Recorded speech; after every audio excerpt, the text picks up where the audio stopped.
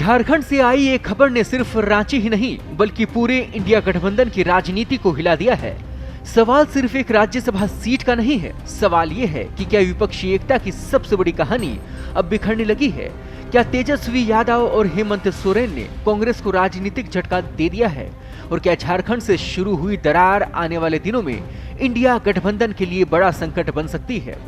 झारखंड की 2 राज्यसभा सीटों के लिए हुए चुनाव में जेएमएम उम्मीदवार बैद्यनाथ राम और एनडीए समर्थित निर्दलीय उम्मीदवार परिमल नाथवानी जीत गए।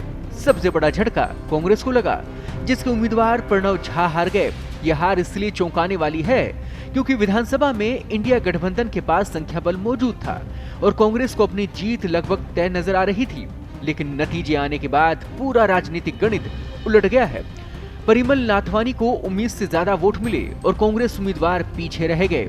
यहीं से क्रॉस वोटिंग की चर्चा शुरू हुई। सवाल उठने लगा कि आखिर गठबंधन के भीतर किसने कांग्रेस का साथ छोड़ दिया? क्या किसी सहयोगी दल के विधायकों ने अंदर खाने अलग रणनीति अपनाई? राजनीतिक गलियारों में सबसे ज्यादा चर्चा इस बात की है कि क्या हेमंत सोरेन की पार्टी जेएमएम और तेजस्वी यादव की आरजेडी ने कांग्रेस को पूरी ताकत के साथ समर्थन नहीं दिया? हालांकि दोनों ही दलों ने सार्वजनिक रूप से किसी भी तरह की बगावत या क्रॉस वोटिंग से इनकार किया, लेकिन कांग्रेस खेमे में जिस तरह की बेचैनी दिखाई दे रही है, उसने कई सवाल खड़े कर दिए हैं। ये भी याद रखना होगा कि हाल ही के महीनों में इंडिया गठबंधन के भीतर सीट शेयरिंग, नेतृत्व और रणनीति को लेकर चल रहे मतभेद सामने आए हैं। बिहार में तेजस्वी यादव अपनी अलग राजनीतिक लाइन पर चलते दिखे, वहीं कई राज्यों में क्षेत्रीय दल कांग्रेस के बढ़ते प्रभाव को लेकर असहज भी नजर आए। ऐसे में झारखंड का ये नतीजा सिर्फ एक चुनावी हार नहीं बल्कि विपक्षी एकता की परीक्षा भी माना जा रहा है। उधर एनडीए समर्थित परिमल नाथवानी की जीत ने ये संदेश दिया कि राजनीति में सिर्फ संख्या बल काफी नहीं होता। अगर रणनीति मजबूत हो और विरोधी खेमे में थोड़ी भी कमजोरी हो तो पूरा खेल पलट सकते हैं। यही वजह है कि भाजपा इस नतीजे को विपक्ष की एकता पर बड़ा सवाल बता रही है।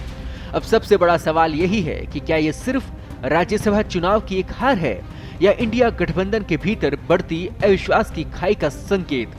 क्या कांग्रेस और उसके सहयोगी दलों के रिश्तों में दरार गहरी हो रही है?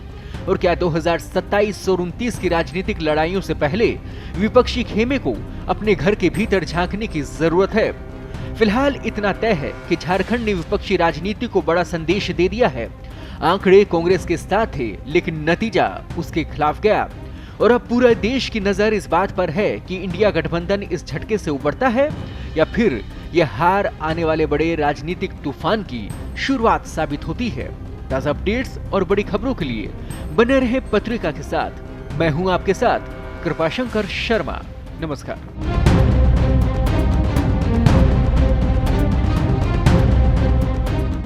देश दुनिया की ताजा खबरें और वीडियोस के लिए अभी डाउनलोड करें पत्रिका ऐप।